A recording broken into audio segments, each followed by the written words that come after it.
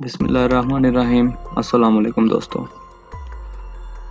आज हम एक ऐसे सितारे की बात करेंगे कि जिसका इंसान और इंसानी तारीख पर एक गहरा असर है, या फिर हम ऐसा भी कह सकते हैं कि ये अल्लाह ताला की तरफ से इंसानों को दिए जाने वाला एक इशारा या फिर एक निशानी है कि जब भी ज़मीन पर कोई बड़ा वाक़या पेश होने वाला होता है तो ये सितारा आसमान में तुलू होता है और कुछ दिनों तक आसमान में अपनी मौजूदगी का एहसास दिलाने के बाद हवा में कहीं गायब हो जाता है।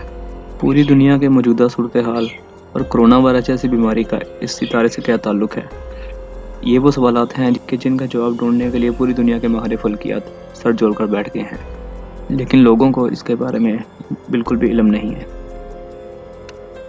इस वीडियो को आखिर तक ज़रूर देखिएगा, क्योंकि आज हम किसी आम सितारे के नहीं बल्कि एक ऐसे सितारे की बात करने वाले हैं जिसने इंसानियत को जहालत से निकाल कर इल्म की रोशनी में खड़ा कर दिया।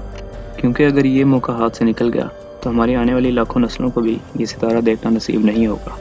दोस्तों, आसमान में एक ऐसा सबज़ धुंधदार सितारा तुलू हो चुका है जो कि सूरज से आधे साइज़ का है।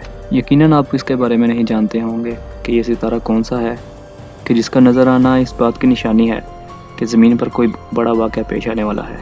टेक्नोलॉजी और इल्म की बुलंदियों को छूने वाली इंसानियत को हवा में एटलस नामी एक सितारा पैगाम दे रहा है।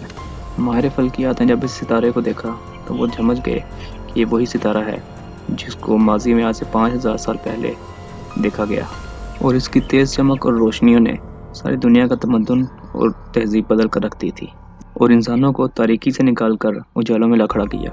लेकिन इस बार इस सितारे का ज़मीन के इतने करीब आने की वजह से ज़मीन पर बसने वाले इंसानों और दूसरी मखलूक़ात की ज़िंदगी पर क्या असरात होंगे, इस सवाल ने पूरी दुनिया के माहिर फल्कियात को सोच में डाल दिया है। ज़रा सोचें कि दिसंबर 2019 में जब ये सितारा आसमान में नमूदार होता है तो चाइना में कोरोना नामी एक वबा फूट पड़ती है और अब तक ये बीमारी पूरी दुनिया में फैल चुकी है। देखना ये है कि एटलस नामी सितारे का आसमान में तुलू होना अल्लाह ताला की तरफ से हम इंसानों के लिए किस इनकलाब का निशानी है, और ये इनकलाब बर्बादी का होगा या फिर तरक्की का।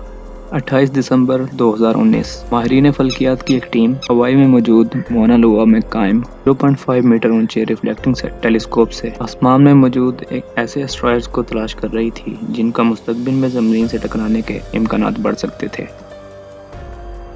एटलस स्काई सर्विस का काम ऐसे ही एस्ट्रॉयड को पता लगा के कुछ महीनों पहले अलर्ट जारी करना है।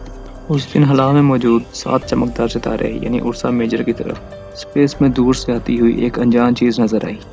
उस दिन ये देखने में 19.6 अपीरेंट मैग्नीट्यूड की हालत में थी, यानी ये बहुत ही धुंधली थी जिसे इंसानी आंखों से देख पाना नामुमकिन था, क्योंकि इंसानी आंखें सिर्फ 6.5 मैग्नीट्यूड की चमक पैदा करने वाली चीज़ों को ही देख सकती हैं। लैरी डेनेवो वो पहला शख्स था जिन्होंने इस सब्जेक्ट की पहचान एक कॉमेट के तौर पर की। कॉमेट यानी ऐसा सितारा होता है कि जिसकी दुम भी हो। सन 2020 के फरवरी तक की जाने वाली इस पर इब्तदाई सर्च के मुताबिक माहिरीन फल्कियात में इस सितारे की चमक में बेबहा इजाफा देखा। अब इसकी सूरत हाल कुछ ऐसे है कि टेलीस्कोप से देखने पर यह सब्ज़ रंग का नज़र आ रहा है और इसकी मल्टी कलर टेल यानी दुम 3.3 मिलियन किलोमीटर तक की लंबी है और ये सूरज के डायमीटर से तकरीबन दुगनी चौड़ी है। हालांकि इसकी दुम ज़मीन से नज़र नहीं आती, लेकिन इसके गैसेस फिलामेंट्स को ज़मीन से साफ तौर पर देखा जा सकता है। साथ ही 2 अप्रैल 2020 को इस कॉमेट में जारी एक खास बात को माहिरीन फल्कियात ने नोटिस किया।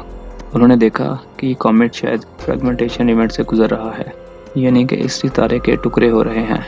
9 अप्रैल 2020 को माहिरीन ने इस सितारे की चमक में दोबारा होती हुई तब्दीली को नोटिस किया। माहिरीन फल्कियात के मुताबिक एटलस कॉमेट 2020 का सबसे चमकदार सितारा है। जब ये अपने सबसे पीक अपीरेंट मैग्नीट्यूड पर पहुंचा था, जो कि पॉजिटिव में 7 था, लेकिन अब भी ये पॉजिटिव में 9 मैग्नीट्यूड के आसपास है। को आप अब भी कैमलोपार्डस नामी सितारों के एक झुरमुट में एक डिफ्यूज ऑब्जेक्ट के तौर पर देख सकते हैं। माहिरीन के मुताबिक ये कॉमेट टुकड़ों में टूट चुका है, जिसकी वजह से अब शायद ही इसकी चमक में इजाफा देखा जा सके, लेकिन ये हमारे लिए परेशान होने वाली बात नहीं है।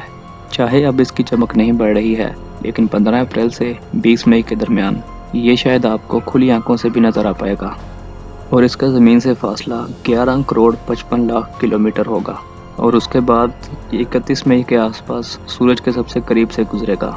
सूरज से इसका कम से कम फासला तकरीबन 73,95,000 किलोमीटर तक होगा।